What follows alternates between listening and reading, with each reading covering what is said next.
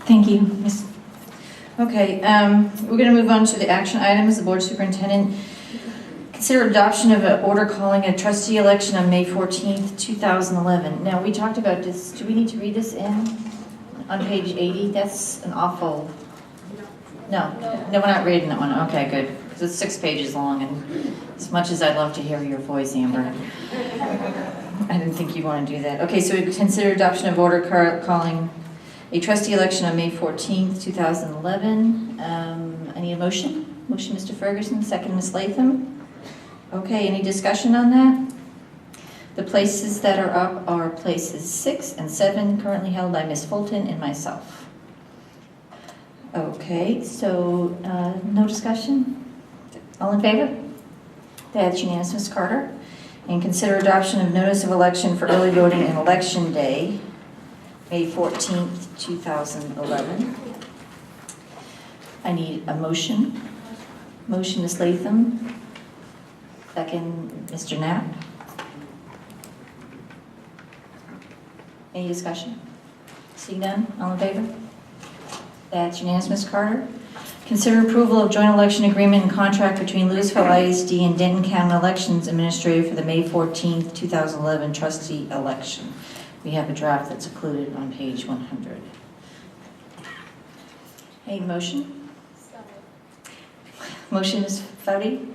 Second, Ms. Fulton. Any discussion? All in favor? That's unanimous, Ms. Carter. Consider approval of holding a special meeting at 6 p.m. on Monday, May 23rd, 2011 to canvass returns of May 14th, 2011 trustee election. Need a motion? Motion, Ms. Foudy. Second. Okay, Ms. Latham. Any discussion? Seeing none? All in favor? That's unanimous, Ms. Carter.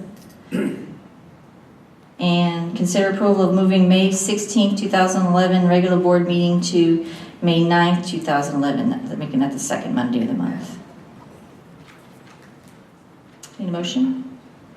Ms. Fulton? Second, Mr. Ferguson. Any discussion on that while we're doing it? Amber, would you like to discuss?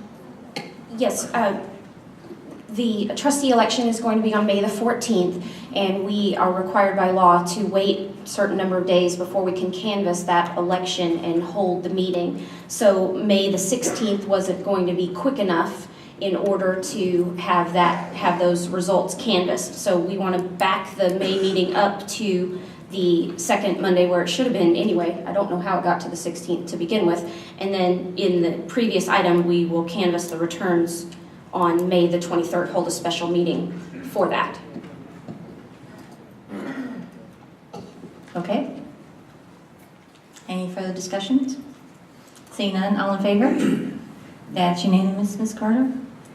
Okay, move on to curriculum. Consider approval of the textbook adoption recommendations, and I believe that is Dr. Riddell.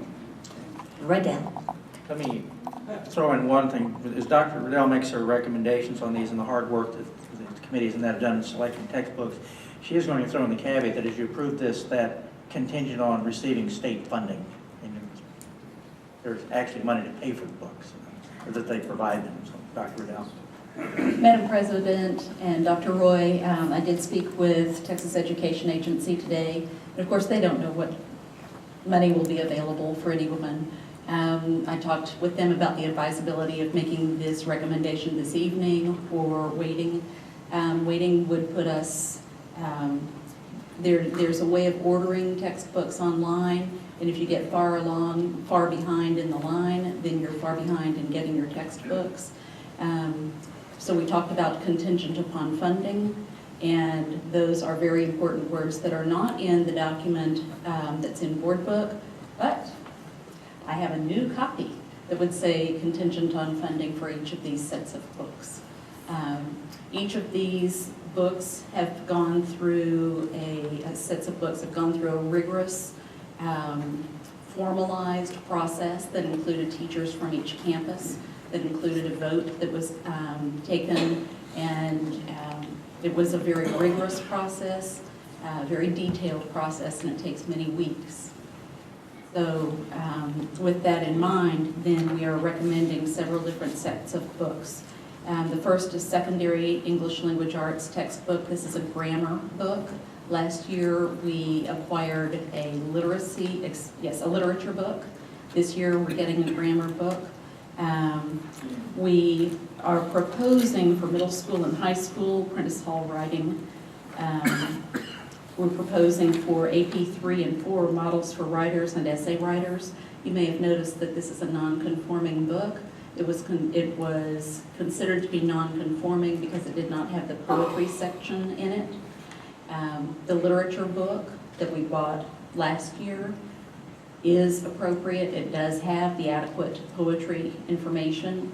And so there are online resources that go with what we're proposing that does include all of the SEs that are necessary.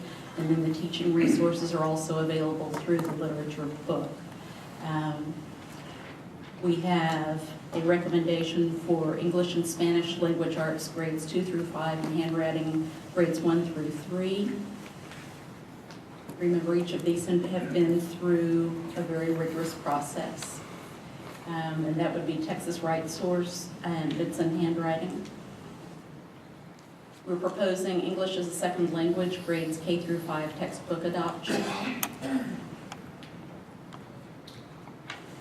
And this is a product by National Geographic Hampton Brown, really the leader in terms of, for years and years, in terms of their quality literature for second language learners. Hampton Brown, National Geographic Hampton Brown as well for our second language learners, grade 6 through 8 text adoption.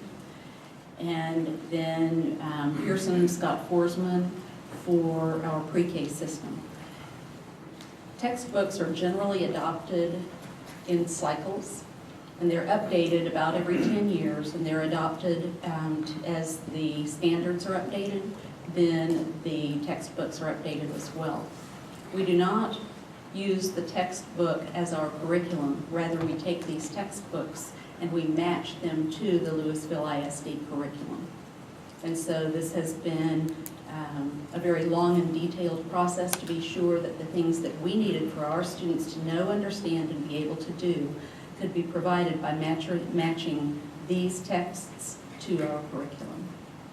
What kinds of questions would you like to ask?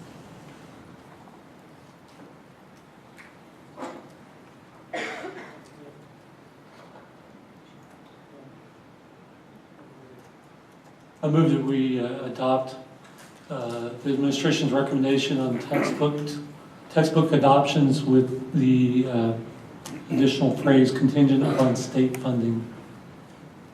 So you making a motion for A, B, C, D, and E? Yes, ma'am.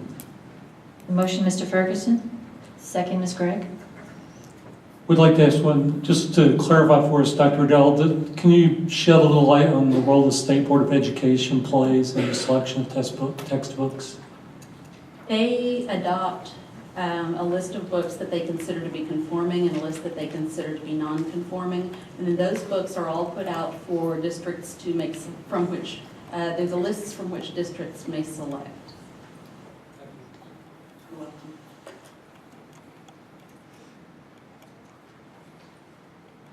Okay. Anybody else have any questions or concerns? Okay, seeing none, all in favor? That's unanimous, Ms. Carter. Moving on to C, Finance, the monthly investment report.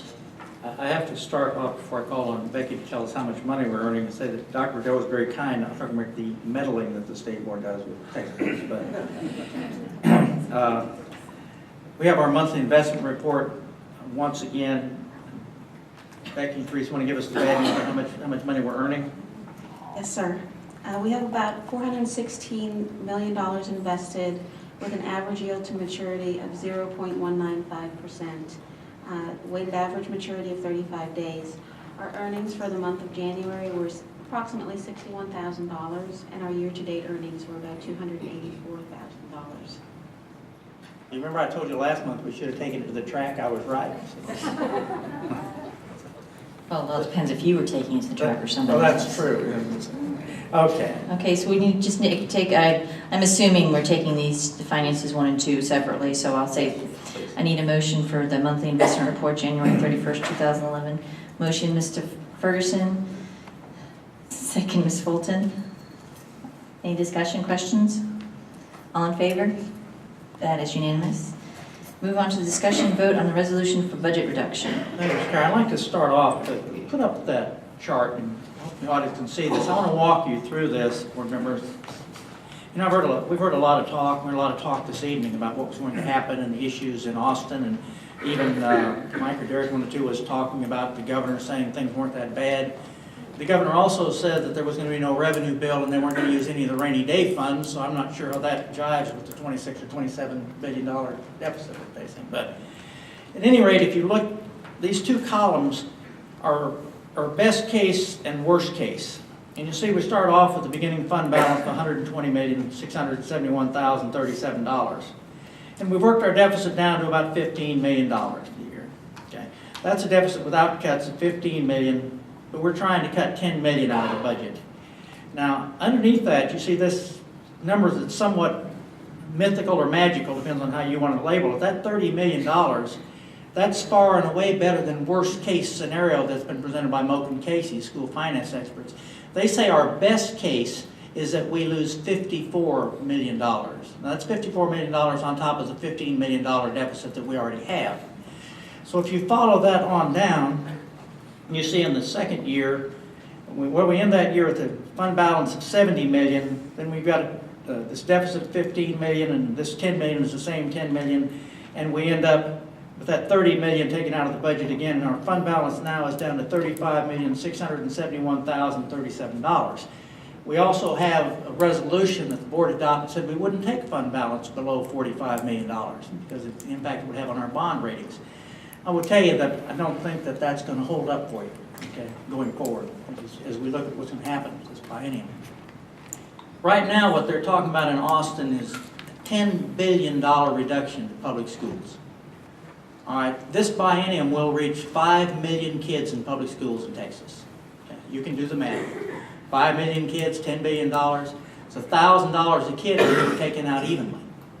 But it won't be taken out evenly. That's why you go to the second column. And this is where Moak and Casey come up, and I've included the numbers for worst case scenario. Same 120 million, 15 million deficit, budget cuts of 10 million, 75 million of the worst case scenario cuts. At the end of 1 year, our fund balance is now down to $25 million. Okay. The deficit again going down, you can see, I won't read all the numbers to you. If you get down to the bottom, you see that instead of $35,671,000, we are negative $54 million in year 2. If that worst case scenario happens, and that's even after we've managed to cut that $10 million out of the budget. So when we hear people talking about things, the reason that you are hearing, and put up that slide with you that shows what other districts were, just some of the gloom and doom. Yeah, we put that up there because, you know, I think one of the things that happened to us is perhaps we got out in front of this too early. We were working on this for a long time. We saw this coming. You know, boards over years have been very frugal. One of the things going to help us deal with this issue is the fact that we have amassed a fund balance of $120 million. It's going to give us a little bit of flexibility dealing through this. The plan that we developed from the get-go, and Amber referenced this when she talked about it, that our plan was what can we do that causes the least harm? Our interpretation of the least harm is how do we save people's jobs? Okay. So this $10 million you're talking about, that those positions for the most part, are reassignments. We're doing that. As positions go away, we don't fill those. We move people around in that. But we try to capture $10 million, and we go at that somewhat gradually, because you can't do that all at one time. Dr. Haynes and our staff have to work on that, and we'll have to look at vacancies come open. And we've already been looking at every position that's been coming up. Every position is being reviewed. Mr. Winborn brings those to me. We look at those, make a determination whether or not those have to be filled at all. We've got a number of positions we have not filled going forward. So when we look at some of the pieces that have raised such levels of concern, I will tell you that this $10 million is the easy part. Okay. Going on beyond this, if you're talking about that second column and we get hit $75 million, That's $75 million a year for 2 years. That's not a one-time hit. Okay? Put that in perspective. Now understand that as I was listening today, and Amber talked about the Senate reports, they were talking today about lowering or leveling target revenue. The target revenue is this cockamamie funding source we have that locked people in at this snapshot in time, and it has no rhyme or reason. But we're one of those districts up around 58, 5,900, Becky, for our target revenue. All right, there are districts close to us, Northwest, for instance, it's $1,000 more per kid than we do. Okay? Just because of the way the finances were, because of the growth they had at the time. Now you think about it, they get $1,000 more per kid than we get. We have 51,000 kids. Now I think if we had another $51 million, we'd probably be okay. Okay? You see the gist. Of course, actually that's not true because the hit could be 74 million. Take that back. We'd be in much better shape, say that. So as we look at these things that we're talking about doing, what I would ask you to do is, this is just the beginning of a very difficult process. This $10 million we're talking about there, guys, I want you to understand this is chump change. Okay? If this doesn't change dramatically, and I want to give you a little more bad news. Okay? If they cut only half as much out, okay? They take half out, that's $5 billion. $5 billion out, now when we lose $500 a kid, how soon do you think that $5 billion is going to come back? Because we're going to roll operations back, it looks like to me, to somewhere around what, 1995, I mean, operational levels, something like that. Just my guess, Steve, I'm not sure, somewhere in that range. Okay. So if you look at the things that we've added since then, and there's not going to be a lot of opportunity for relief. Remember, the governor already said he would veto any revenue bills, no new taxes. He also said they weren't going to tap into the rainy day fund. So then you might ask yourself, well, why did I go to $30 million then in the little scenario that I presented? Well, I think a couple of things are going to happen. First of all, I don't think that the governor is going to be able to prevent, long-term, them from getting a little bit of that rainy day fund money. The reason that I started off saying I didn't think you'd be able to protect $45 million a year is the same reason I don't think they'll be able to protect all of theirs. It is going to be so draconian. It's going to be so bad, so bloody. Second thing I think that happens, I think the comptroller, I think Mike referenced, is looking for office, okay, beyond being comptroller. And I think you're going to see a press conference at some point. She's going to say that the sales tax revenue's up, and she's found a couple $1 billion. Okay.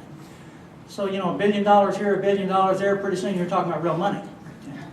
So what happens in that case, maybe, just maybe you reach this point, if you get to that 30 million, there's an opportunity to get through this. And what I'm encouraging the board to do, and Steve, I'm happy to pass this one along. But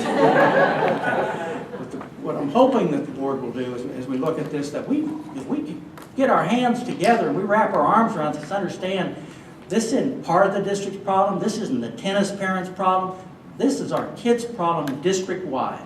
This is a problem on how we're going to provide educational services to 51,000 kids. And we need to look at this thing and what are we going to do that's going to provide the best educational opportunity we can for these kids. And there should not be any sacred cows in that, I guarantee you. So let's talk a little bit about the cut list. What we did is, rather what I did, I instructed staff, I said, I went to them and I said, I want you to go back and I want you to find a way to cut your budgets. Okay? And what I used for the guideline for them, I said, let's look at what other districts are doing. So we looked at what other districts were spending in a number of functions. Lo and behold, we found the difficult thing for it was at the time we thought we had a deficit of about 22 million, and about 15 or 16 million of that 22 million was in instruction, okay? Because we are putting our money in the classrooms. Now the problem you have, if you have to cut that much money out, and almost all of it's already in instruction, it's going to be very difficult to do that without impacting instruction. So how do you do that? Dennis is looking at what you do with class sizes. We're looking at some teachers on special assignments. We're looking at those kinds of things we're doing. The gist of the thing is that we asked the people who are closest to the work. The people said, what could they do that would cause the least harm, to come up with how they would cut their budgets to implement that. And that's how we found that $10 million. And that basically is what's on the cut list that we talked about. Then we had 2 workshops with the board to work through that. Nobody liked it. Nobody agreed with it. You know, I will tell you, you know, right off the top of my head, Miss Latham looked like she was gonna, you know, go into apoplexy over it, okay? We all felt the same way, and we talk about these programs. We're the people who implemented middle school tennis. Mike McDaniel's back in the back. Mike, you remember when we did that?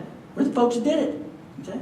A lot of these programs that are in place, teachers on special assignments, our acceleration program, all of those things, the things that we're doing. The things that are happening or will happen to our counseling program, to our drug program over that. You know, if you look at the program, one of the things that I told the Scott Hochberg, the chair of the House Education sub-chair, I tell you, because the Republicans are in charge and he's a Democrat. But we were speaking, and I was asked to speak at the, it was joint committee.